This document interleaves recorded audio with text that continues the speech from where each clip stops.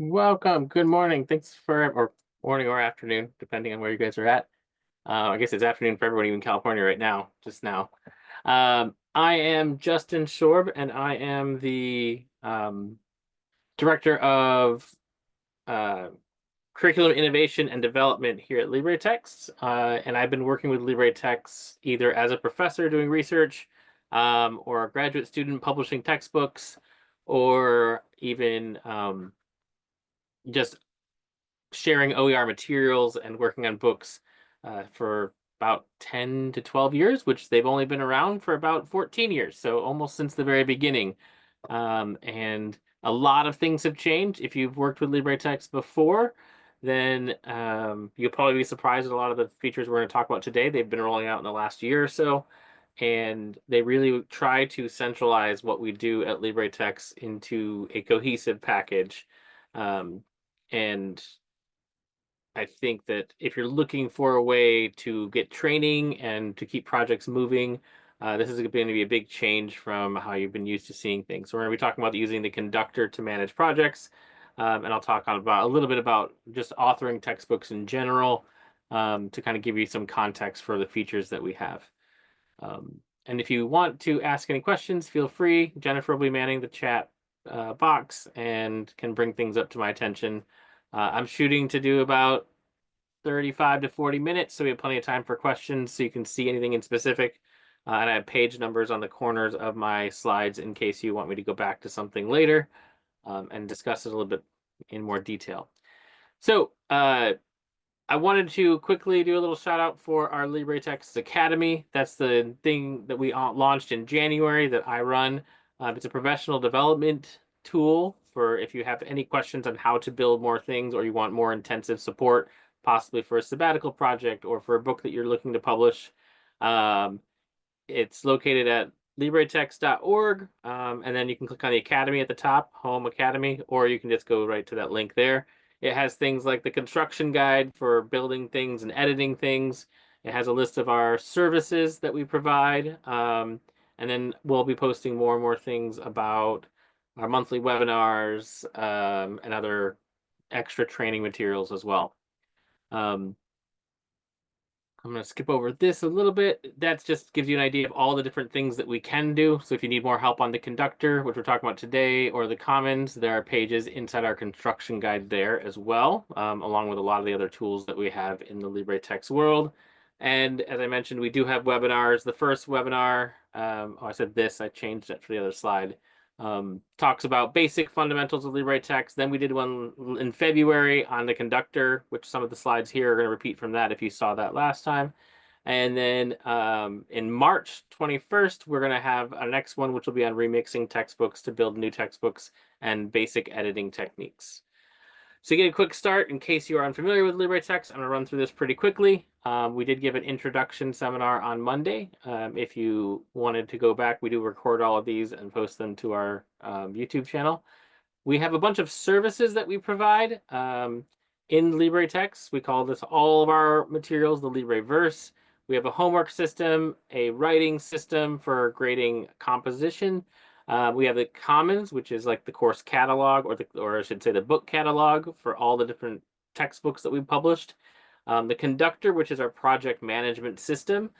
And then we have our Jupyter Hub, which is where you can do the Jupyter notebooks, if you're familiar with those. That's for coding and adding coding and data analysis into your coursework, either the textbooks or in your course in general.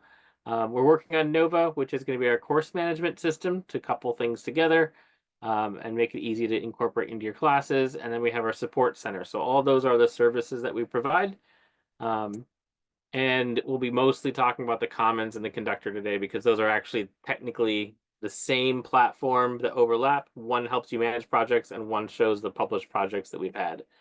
And these are typically, if you're looking at textbooks, are tied to one of our 14 libraries, which go all the way across there. And we'll talk really briefly about those, but there won't be too much detail.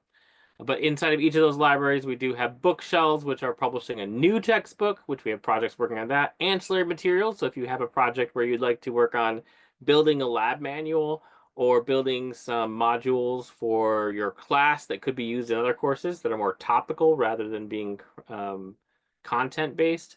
And then we do have campus bookshelves. So if you just wanted to take material that we have and build your own version of something that's maybe based off of your syllabus and only has some material you want your students to look at, then you can make a campus bookshelf book.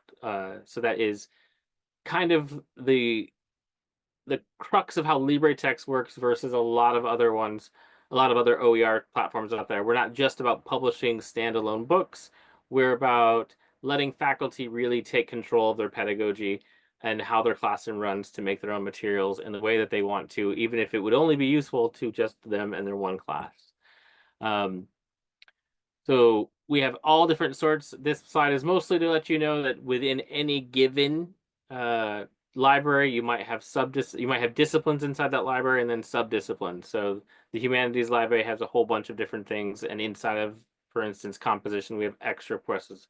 So these are very broad, even though it looks like we have 14, which look like a lot. Inside of each of those, there's even more. So now we're going to get into what we mean by a project for LibreTexts when it comes to authoring a textbook. You're going to have a couple stages to your work. We are a wiki-based platform, which means that you can go in and edit any pages whenever you want. Unlike an open source wiki with just free access, you only have access to edit the textbooks for which you are an author of. So no one's going to go into your Chemistry 101 course at some university and edit your agenda page. You have to have editing access per different books inside of there. You could have access to edit your books in your campus bookshelf, and then also you could have textbooks that you've helped publish that are available to everybody in the common bookshelf, or possibly even ancillary materials that you've written. Anything that is not published resides in the workbench. And obviously, everyone probably knows that you can write things in the workbench and make them and edit them. But the editing features that we have at LibreTexts don't change whether you're in the workbench or outside of the workbench. The only thing that changes is whether or not other people can see what you've done. So once it's published, it goes into a public area of LibreTexts, so anyone can go and look at it. That doesn't mean you have to stop touching it, but it does mean that now people see where things are at. So sometimes we do end up publishing things when a faculty member says, hey, I didn't quite finish chapter 14 yet, but my class starts next week and I need my students to see it. So let's get it published. Okay, we're going to go ahead and publish that and make it public so your students can see it, but you can continue to edit things. But obviously, a lot of faculty would like for their books to not be out there with 20 blank chapters while they're starting to build things. So we do have a place for those unpublished works, and then we can move them into a published location. So when you're thinking about a project for authoring a textbook, we do have LibreTexts Commons, which I've mentioned is where you can find books. If you are coming from another place and you have OER books yourself, you need to think about the licensing. Maybe you're going to take from another place that is an OER repository, but you're going to take that book and modify it for your own class. We have a little bit of help with those, which are all done within Conductor now, looking at different formats, uploading things, harvesting things. That's our word for integrating other OER sources into our library. Or remixing content, moving those around. All of these tools are now located within the Conductor itself. So if you've used Remixer before and you've gone to your textbook and you've accessed it through your textbook interface, these things have all moved into the Conductor. So really everything to answer the question of what do I do? Almost everything is done through the LibreTexts Conductor, including publishing. About the only thing that isn't done on the LibreTexts Conductor level is actually editing a single page in your book. That is still done on the page itself. So talking about the Commons, if you're not familiar, there's a great resource there where you can search all the different textbooks that are out there. This is a good place to start if you wanted to go grab everything. And I'm going to go ahead and do a little look at this. If you're looking at the Commons and Conductor page, which I say Commons and Conductor, up here in the corner, you'll see it says Commons. And here has the search for all the books that are published. So your book won't show up here if it's not published. But at the same time, up in the corner, you'll see this is the link to get back and forth between the Commons and the Conductor. Like I mentioned, secretly, they're really the same platform. One just is kind of a back end for building things, and the other one is one for showing them off. You'll notice that the corner changes to Conductor here. So in the Conductor, you have a whole bunch of projects. Any of the projects that you're working on, you can put the pinned ones up here and get invite other people to it.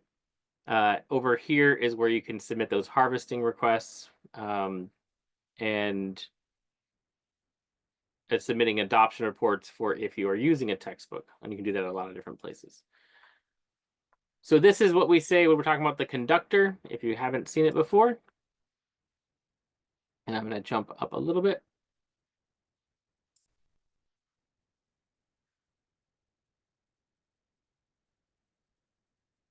One way to start a project is to start off by having us help you to integrate something into our library, so you can start with that. And there's a lot of different formats. We have a new person, Preeti, who has been promoted up to the Director of Harvesting and Integration. She's worked with us for, I think, about a decade. This is kind of hard to see on the screen, but I'll zoom in a little bit. We can start from scratch. We can start with websites that exist out there, or if you have your own website where you publish things, from PDFs, from LaTeX, from Word, from Google Docs, all these different formats. We can help you to get those projects into our Conductor. You submit a harvest request. Like I said, that harvest request is right inside of our Conductor now. And then you can remix that content. So let's go ahead and take a look at a specific book. And we can take a look at one. Where's mine? Okay. So this is a book that I worked on, I think about 12, 13 years ago, and it's been up here and running. When you're inside of this book, then you have a bunch of different tools.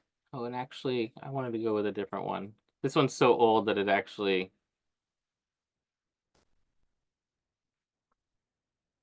is missing some information.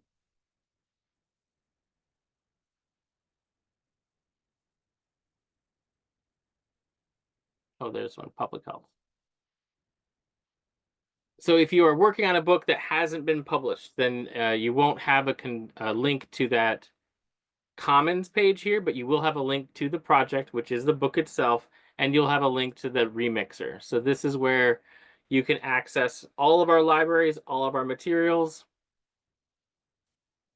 and start to combine things to make your own project. And we have a talk, I think it's later tomorrow, Jennifer can correct me, on how to use the remixer itself. I'm more talking about how you access the remixer. So once again, click on that Open Remixer. And this is a tool that used to be located with the textbook, and now it's located here. You access the book. Here is this person's textbook here, and then here is all of our libraries, the chemistry, engineering. You can take materials from any of them, and then take them from the bookshelves or the campus bookshelves and integrate them into your own textbook in whatever order you'd like. If you've worked with LibreTexts before, this has been around, and it's kind of the backbone of faculty who are looking to make a better tool for their courses to kind of streamline everything. So the OER remixer is now located inside of the Conductor. Other things that you can do within the textbook, so we're kind of moving away from just textbooks to talking about project management now. I know that was a slow ramp up, but since this is the OER talk, I wanted to talk about what we do with our projects in progress. You can manage your teams, so who has authoring access or access in general to your book, and communication can be all centralized within the Conductor. You can do remixing and customization, which is what I just showed. You can do peer review. So peer review meaning if somebody wants to go and submit their book and ask a bunch of people to submit peer reviews for their books. This is for faculty at other schools or within your own department. They can submit these, and then you can review those peer reviews to improve your textbook. We also have a bunch of accessibility tools, and we have just this month launched some AI co-authoring tools for helping you to put metadata and summaries and alt text into your textbooks. And those are all things that are kind of tedious, but they can be really helpful to have an AI support you with those. So let's walk through just a couple of these. At the top, we have our little rainbow bar. Edit properties lets you take care of all the main text-based things up here of where things come from, what is your license that you're going to use as a default for your OER project, Creative Commons, share alike, things like that. Inside of your team, you can manage who's a part of this project. So for instance, right now, the author is working on this textbook and she is the lead. And I am a member, which means I have access to it as an author and a collaborator. But we also have other ones. So project liaisons are if you wanted to have an administrator who might be doing some editing, but isn't technically an author, can join this and have the same access that anybody else does, but is designated with a slightly different term. And then auditors are people who can look at your textbook even if it's in the workbench, but can't edit anything. So those people don't have access to the remixer. They can't change the page content, but they do have access to view the page and give you feedback, for instance. You can add people by email address directly, or if they're already in LibreTexts themselves, then you can search for their name there. Once you add them to the team, that automatically propagates into the library, into your textbook, into every page in your textbook, and gives the correct permissions for that person. So we centralize that editing ability and user management straight into the conductor. I'm going to jump over to the accessibility. So when you're working on accessibility, this gives you a tool to take a look at all of your pages within your book, and then various things that can give you that can be flagged automatically for you to go follow up on. That doesn't mean that your textbook is automatically 100% good if we say it's good, or it's 100% bad if it's not bad. But it gives you a list of things for you to follow up on and go check on yourself to kind of review it. So for instance, keyboard accessibility, pressing tab in order to access all the different things on the page that you need. Do the images have meaningful alt text? This will go through and check to see if you have alt text for everything, or if they're not required, then is it marked as a decorative thing? So some images might be just something that you throw in there because it's a logo for something, and it's maybe more, or not usually a logo, but just something to delineate some part of the text from some other part.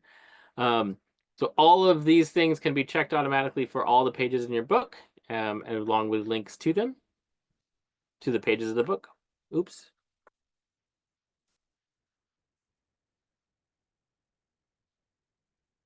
Did I close it? There we go. We also have those peer reviews that I mentioned. So if somebody submits a peer review, which they can do from the book itself or through some link that you give them, and then they'll show up all here so you can review people who've reviewed your book, which isn't really restricted. They don't need to have access permissions to any public book to submit a report. So for instance, if I go to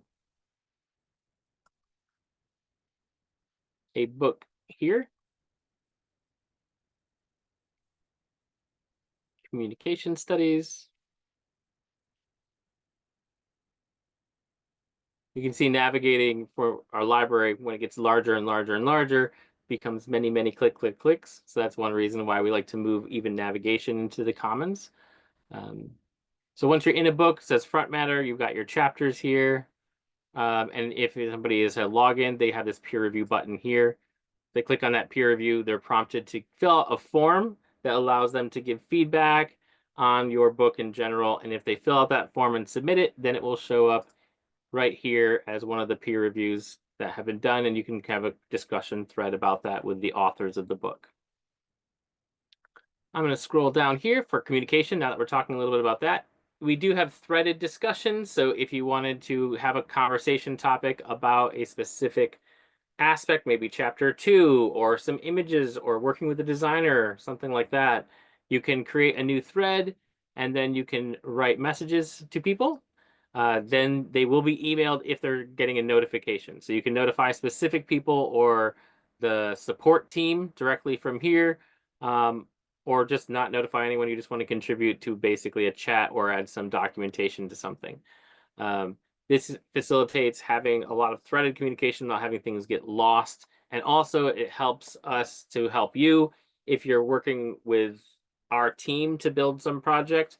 If the threaded communication is there, then you don't have to forward us a bunch of emails between you and your colleague um, to kind of like bring us into the loop of what's happening. Uh, you can upload any assets that you want. So if there are original PDFs that you're using to create your book, all those things can go right here into the conductor. You can make folders, and you can even upload things here that are publicly accessible. So if you wanted something to be uploaded, actually, I'm not going to add anything there. You can upload things that would show up in the Commons to be publicly accessible material. So if you have a set of Google Slides or something like that that you would want to accompany your textbook, you can submit them into here. And then those book, if they're public, then they can go there. We also have a nice task management system. So I'm going to go ahead and add a task here.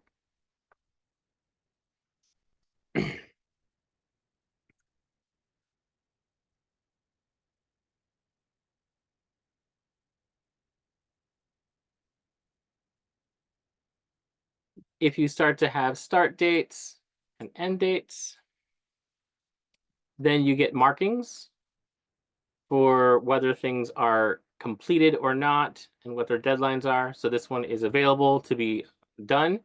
And you can also add subtasks to that. So if that one gets some traction in your group, but you need to make sure you break those things down to maybe images or several subsections. Each of those can also have start dates and end dates that you can open. And then you can also assign these. So if you're assigning different tasks to different people, then they'll get shown up. Then they'll show up with their own user. So I could assign this task, for instance, to myself.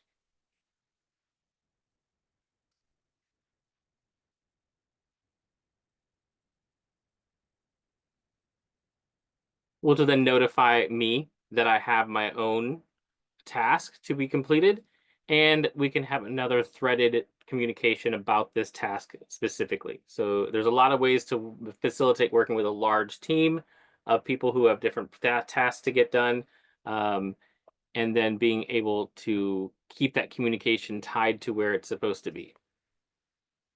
In addition to that, if you need to have timelines, we can generate Gantt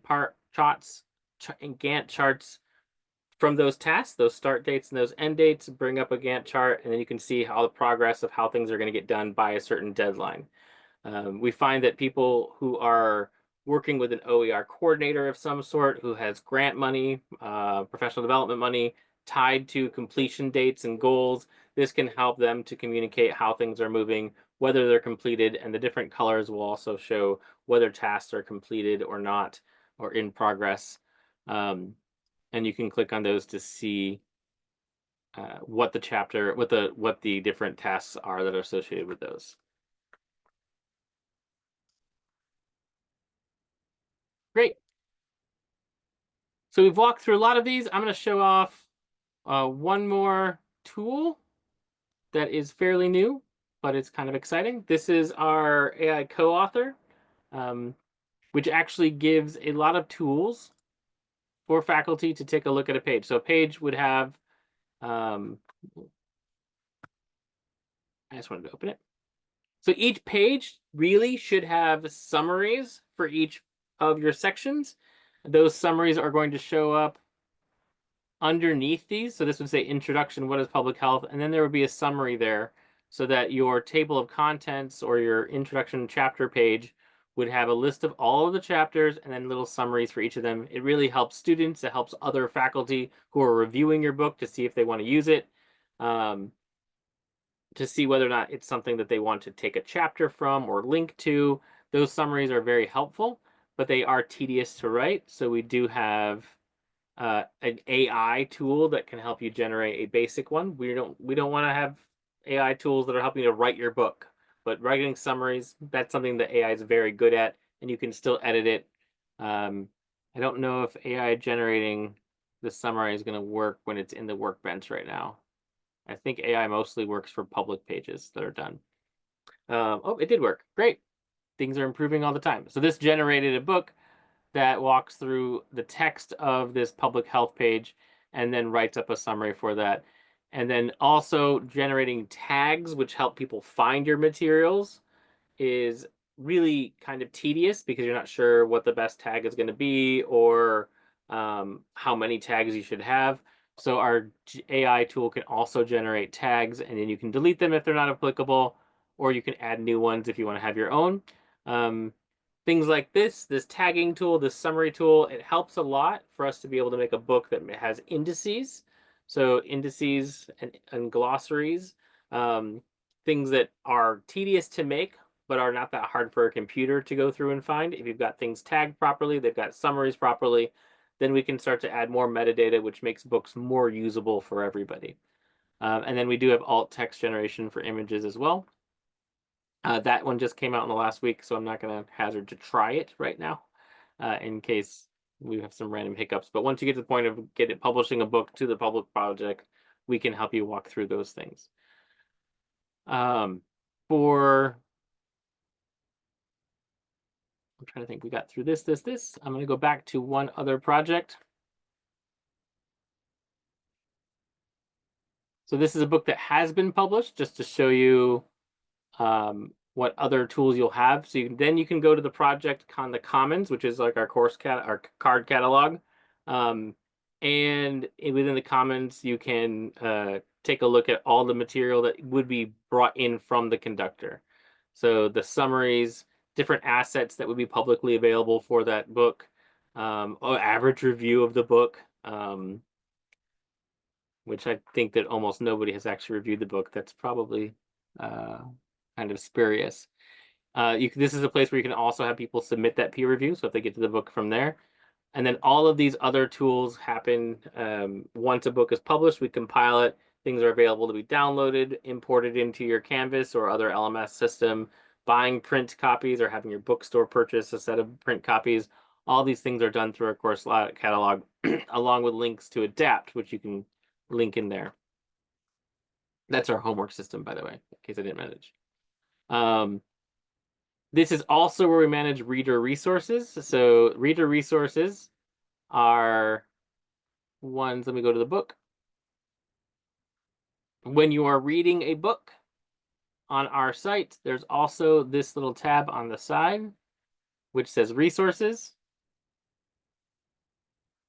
And all the ones in chemistry, for instance, will have a periodic table along with some other reference tables and physical contents. If you actually wanted to have other resources available, kind of like an appendix to your book, all those would be managed through the conductor as well.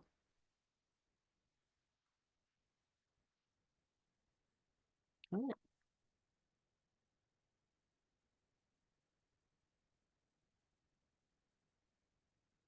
So that brings us to kind of the wrapping up for the bulk of the book or the show, because I wanted to give it plenty of time for questions. I'm right at 35 minutes. So I just wanted to remind everybody that these are very complicated, but they are part of our introductions to LibreTexts and the conductor, which is our projects. And then if you wanted help with projects, we do have the LibreTexts Academy. And the Academy has those free monthly webinars, of which this one kind of went a little bit more in depth from what we talked about in February. So this was the topic of number 2, an introduction. But then we have LibreFest and Oktoberfest. Those ones are our virtual workshops that we have in the summer for LibreFest, to do 3 to 4 days of intense long sessions to go over actually using these and building your own projects and building your own textbooks and working through those, or your homework systems. Oktoberfest is our 1-day crash course that we do in October, which kind of does a bunch of these sessions all in once. So if you want to do introduce your faculty or your colleagues to us, that's where we get a lot of people just learning about us for the first time. Those are all the free things that we offer. For our professional development opportunities, we've got in-person and virtual workshops that are available. We have cohort trainings that you can base on an institution, everyone at some given school, or a collaboration. So if you know a couple people who are all interested in a nutrition course and building a book there from a different institutions, we can put those together. Or discipline based if you wanted to get like just everybody in your department wanted to work on it, or across a couple community college campuses teaching the same thing. We do offer long-term mentoring programs for individuals, or if you want to get a group of people together and work for maybe 12 months on a project where we have regular meetings or regular um, office hours that are designated for your project to meet with our team. And we're building more and more asynchronous training modules, and we hope to do more professional development opportunities. Um, and last one I wanted to bring up is if you do have a grant project that you're writing for, and it includes some dissemination, for instance, where you're going to make some project, you're going to make some resource for teaching, you're going to get grant funding from the state or from some private institution. We do collaborate a lot with people doing these grant projects. And then that can help pay for these sorts of ongoing supports as you publish these things for public access. And with that, I want to thank you for that. And I saw some things popping up. I can bring up the chat real quick to see if there's anything I can answer. The asynchronous training modules are being written right now. So right now we're doing the monthly webinars started in January and February. And then as the year is going to progress, we'll be making more and more. We're hoping to have a lot of them ready for summer, but we don't have any asynchronous modules that are ready to go right now. We're working on those. If you wanted a asynchronous module that is not structured in any specific way, I would recommend taking a look at our YouTube channel. We record every training for every LibreFest, Oktoberfest, and our walkthroughs of how to do a lot of things. Those are all recorded, and we post them to our YouTube channel. So if you are someone who wants to learn something before we have those ready, I would recommend checking out that. And feel free to unmute yourself, ask questions. I know I kind of like ran through a lot of things there, but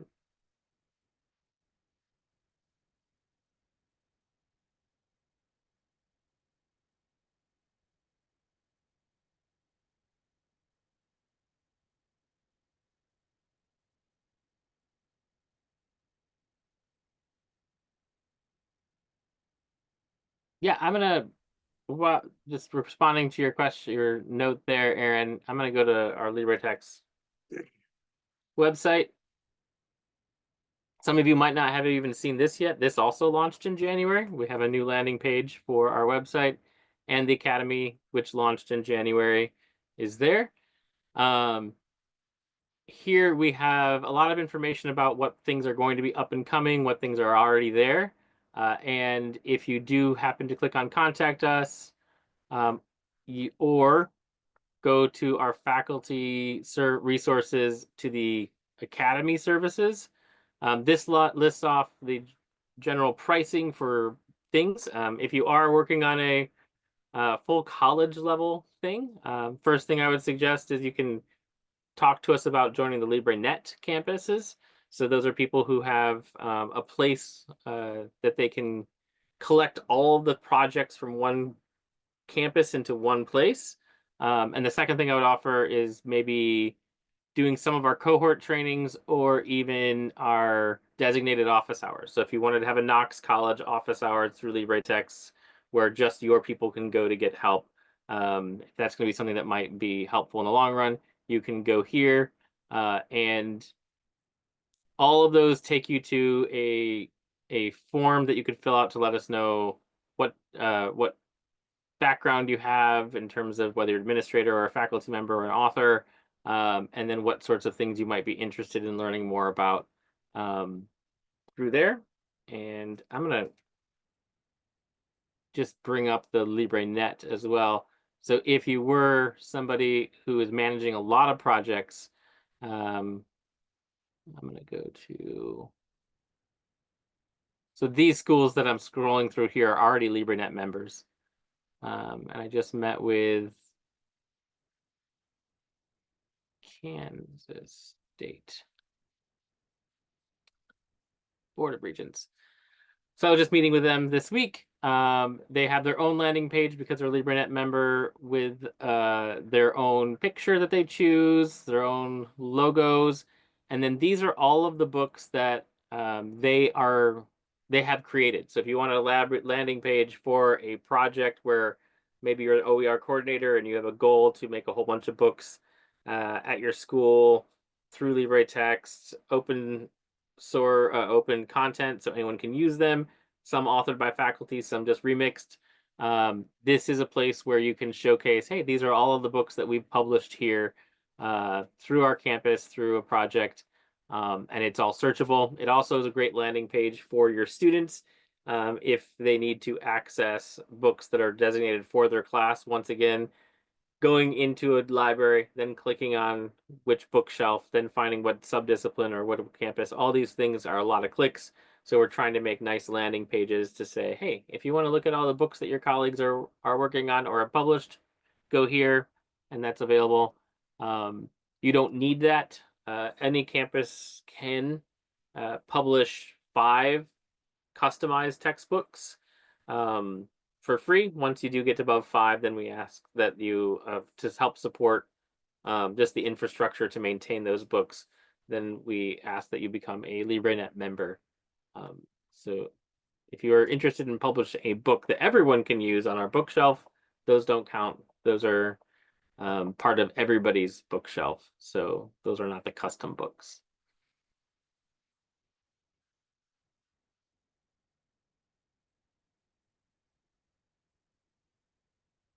We do have like 15 minutes. Even if it's not about conductor or project management, do feel free to jump in and ask anything that you have. Um,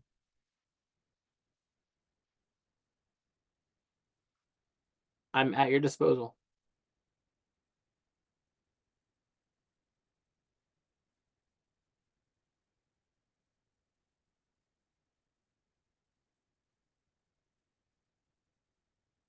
Or if you're dying to see me search for something.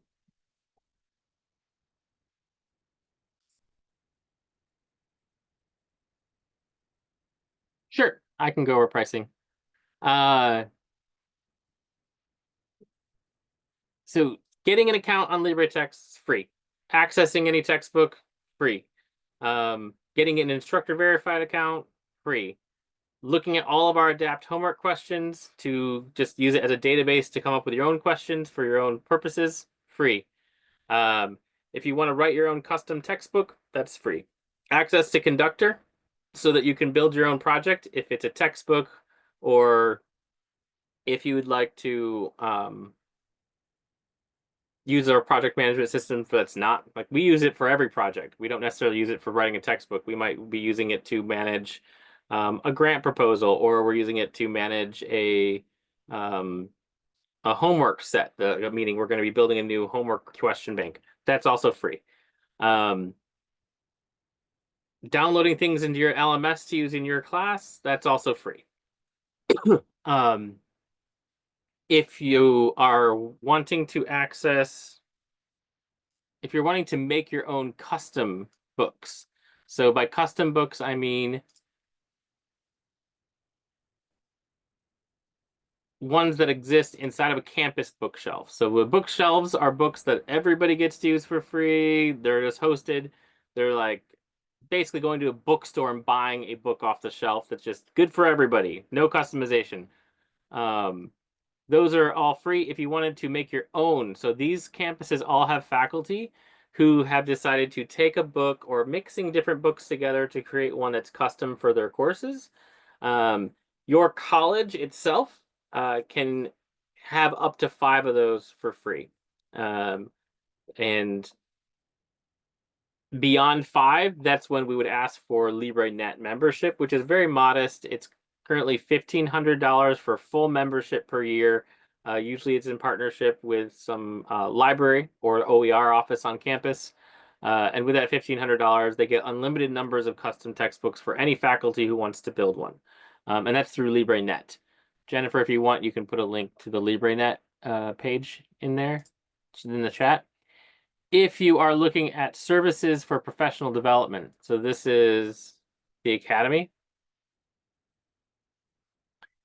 if you're looking at the Academy services, we have free support, which includes all the accounts and up to 5 books that I mentioned for your campus. We have a support button in the bottom right corner, which if you look right here, you'll find this little guy here on the bottom right corner of every single page on LibreTexts. And you can click that and submit a ticket for support, and our team will get back to you. That is completely free. We'll get back. We can help you out, help you solve editing questions. If you're hitting if you're wanting to just learn more and get general training, every month we run a webinar on a different topic. Last month was Conductor. Next one is on remixing and editing, and we're going to have ones on the homework system in the future. Once a month free. We have free weekly office hours on Tuesday and Thursday at 9 a.m. Pacific or noon on the Eastern time zone. Those are at zoom.libretext.org. They're also if you ever get any emails from us, they'll also have that link. And those are an hour where someone from our team will just show up to answer questions. Sometimes they can get to be like 10, 15 people in the room, and you just have to wait for other people to ask their questions. But we try to help everybody, and we'll stay a little late if we can to get through any questions people have. So that's free office hours and support for anybody who needs it. You also freely have access to all of our LibreFests and webinar trainings on YouTube. And those, like I said, the asynchronous ones, parts of those will be free, and they're in the process of being built. The things that are not free are things that are professional development things. So if your school wants something designated for, I want to have office hours just for people that are at our school because we've got 100 people all working on books, and we want to make sure that we have that support. Those are the things that would be the designated office hours or individual mentoring plans where we basically help you to write your book or your whole entire course reconstruction. One that I would highly recommend is letting me know if you're interested in the cohort training ad hoc. So you're just saying like, hey, I can't write a book on my own, but I've been doing some really awesome things for a nutrition course for years, and I would love to work with a team that would all like to work on this. We are a big community. People come to office hours all the time talking about different projects they're working on. And if we can put you in contact with other people who are working on it, that's something that we're very interested in because faculty often have more dreams than they have time. And being able to work with a group of people that are all working together helps with accountability. It helps getting projects done, and it helps people to make a better quality project that's more widely useful as well. So all these things are the things that are paid. I would say almost everybody on the platform pays nothing. The schools in the LibreNet, they're having an institutional pay of about $1,500 a year in order to have their own course catalog page. I say course catalog, their book, their library catalog, basically, that's branded with their own page. That's the second most common way people are doing it. That's not an individual price, that is an institution price. And then our academy, like we said, launched in January. We've already got, I think, 4 or 5 projects that have been up and running, and we're getting those faculty started on their projects so they can have materials ready. One by summer, and another couple are trying to get things now ready, so they are polishing things this summer and getting it ready for their fall start courses. Does that help, Danielle? Yeah. Perfect.